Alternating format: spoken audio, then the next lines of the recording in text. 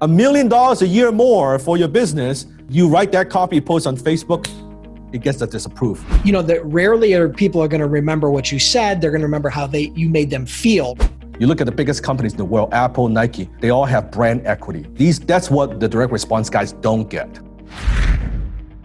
You know, and the thing about social media is that people don't understand the importance of copy in that, because you have a limited amount of space and people are scrolling through a feed and there's so much content. So it's even more important, because if you don't hook them and you don't get them to click or to spend 15 seconds on your content, it's a lost opportunity. I mean, you can spend a lot of time and energy and resources and money, obviously, trying to build a social media following. But if you don't understand the fundamentals of copywriting, you're going to struggle. So I'm not surprised that old expert from probably from the 80s who didn't evolve is kind of going the way of the buggy whip salesman. He's probably starving these days. Look at a financial statement. Warren Buffett talks about that's you being able to read financial statements, understand currency, financial fluency.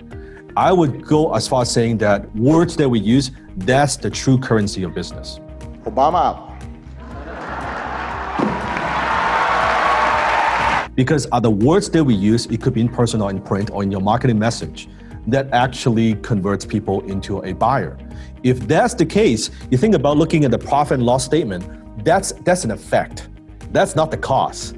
What causes those numbers is your copywriting, your copy, your sales copy.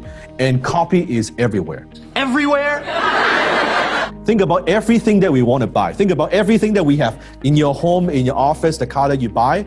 I could bet some copywriters were sitting in a room thinking about the brand, thinking about the tagline, thinking about the color, thinking about the message that compels us to take action to buy. Maybe we saw an ad on TV, maybe saw an infomercial. You know, it's like one of those late night infomercial. Difficult time getting right now is the year 2000. When we got to go, jeez, that's the second time I've done that. We couldn't sleep. We were flipping through the channel back in the days. We're like, now, what is this thing? This thing is stupid. 10 minutes later, okay, let me order this, whatever exercise equipment that I would never use. It's too big for my house. Doesn't matter. But someone, a copywriter, crafted that video script, planned it, that infomercial. Everything that we want to buy today that we didn't even know that exists, but now we wanted to buy it because of a copywriter. It goes that far as far as I'm concerned. I want you to do this for us. I think that was a great intro, right? Understanding what copywriting is and kind of where it was and where it's going. I think that's an important first step.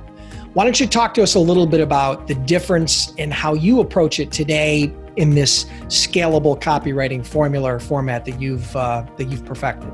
So if we cannot make claims, because you may be asking, well, Dan, if I cannot make promises and claims, how can I sell? When I say you cannot make claims, is this. You cannot, back in the days you could, but now if you go on Facebook and say, let's say you sell a business improvement product, okay? You got a program, you got a service. You cannot say, hey, how to generate $1 million a year more for your business. You write that copy, post on Facebook, it gets the disapprove. That's a good case scenario. Worse, they might shut down your account.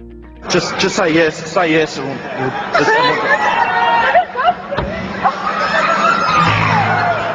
That hasn't gone that well.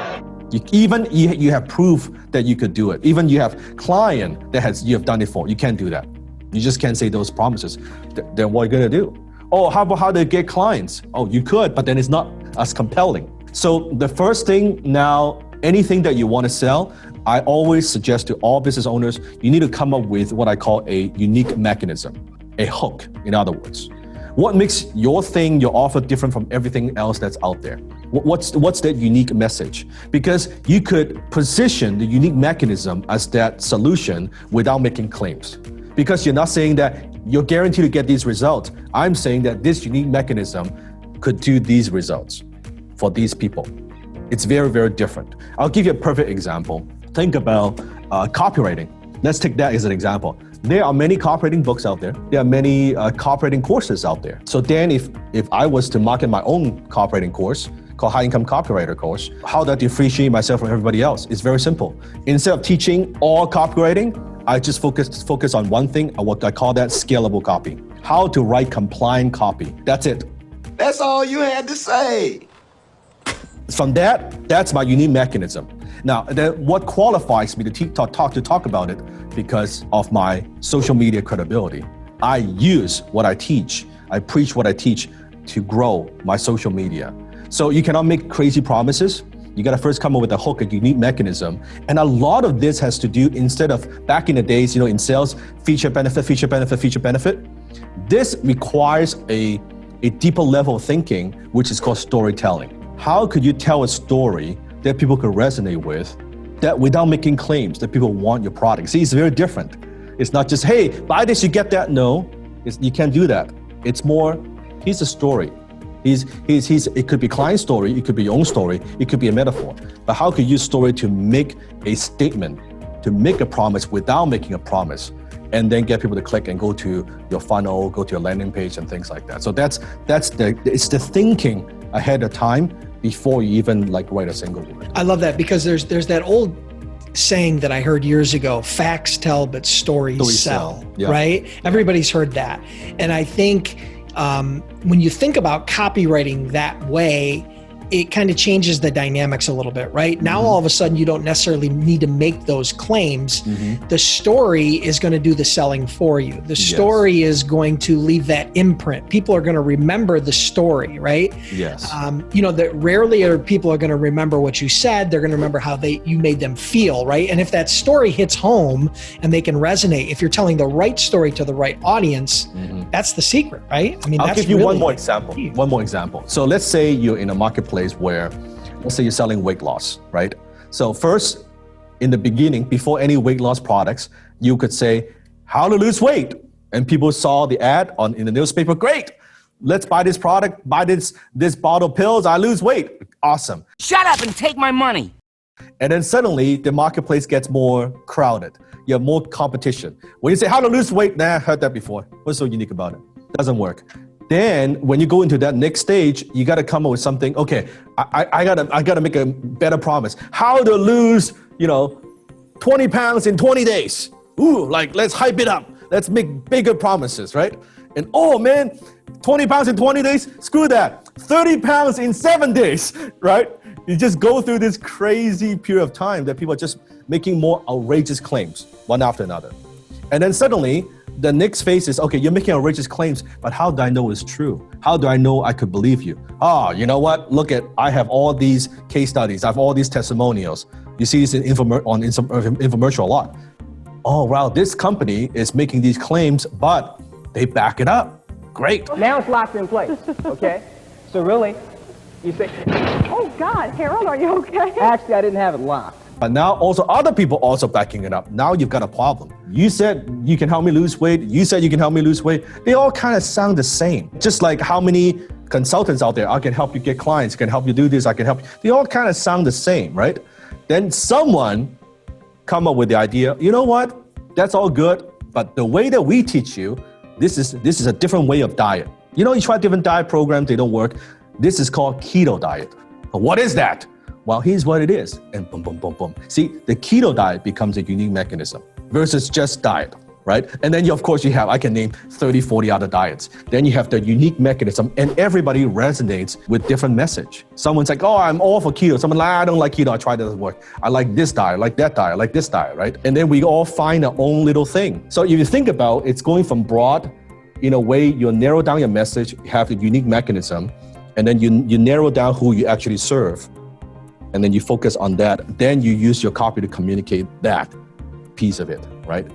Does that make sense? So I love the way you tied that unique mechanism back to niching down, because first you started talking about dieting as a whole, right? Yeah. Okay, so we have this whole dieting. It's massive. It's huge. Massive.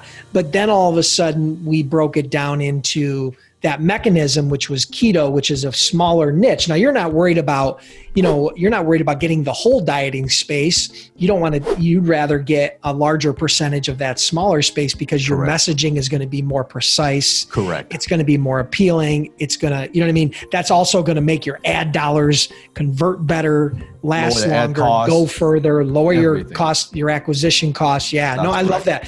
I love the way you tie that in, and it works the same way on the organic, as opposed to the paid as well. It's exactly the same. So, but when you have a hook, when you have a strong message, everything is easier.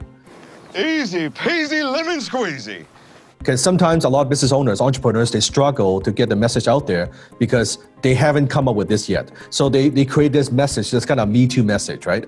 And they go out and market, oh, how come it's not converting? How come not getting clicks? How come no one is booking a time with me or coming to my store? Whatever it might be, it's the same as everybody else. If people can't tell the difference, they always go back to what they're comfortable with. And that has to do with, like, one of the things that I think what I bring to the entrepreneurial world, when I learned copywriting in my early 20s, like you have this group of copywriters, I call them direct response copywriters. Two schools of thought, you know that, Dennis, right? Direct response, meaning everything you do is designed to get a response, get an order today. And then you have another school called branding and direct response. They're almost like, they don't agree with each other. All the direct response marketers and copywriters talks about, oh, you don't want, forget the image bullshit, forget that stuff. Words, ugly sales.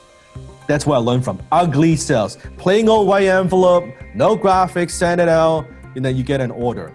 Then you have all the branding guys, like, these guys are like, they don't know what the hell they're talking about. Do you have any idea how crazy you are? It's brand. It's all about brand. It's about image. Oh yeah, but then the direct response guys say, hey, if you go with all image, you go broke, right? It doesn't work. So you have these two school of thought.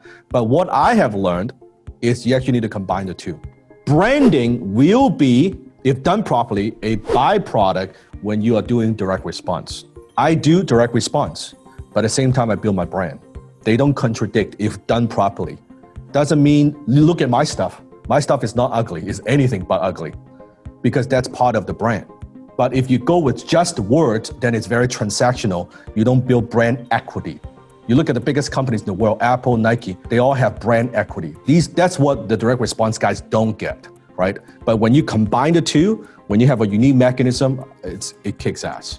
Yeah, I've noticed that with all of your messaging, with all of your marketing, with all of your copy, whether that be through your YouTube channel, your Facebook, or your blog, or wherever, Instagram, wherever you go, that branding, there's always that continuity in brand, right? There's that style, there's that look, there's that feel. They can tell that's a Dan Lok brand. It's a Dan Lok message. Yeah, you can tell it's a Dan Lok brand, even though sometimes you're talking about copywriting, and sometimes you're talking about high ticket closing, and sometimes you're talking about, wealth creation or whatever the case may be. But the brand is the overarching positioning that you're taking, but that individual offer or that individual hook or mechanism can be different, but the overarching brand is still the same. Correct.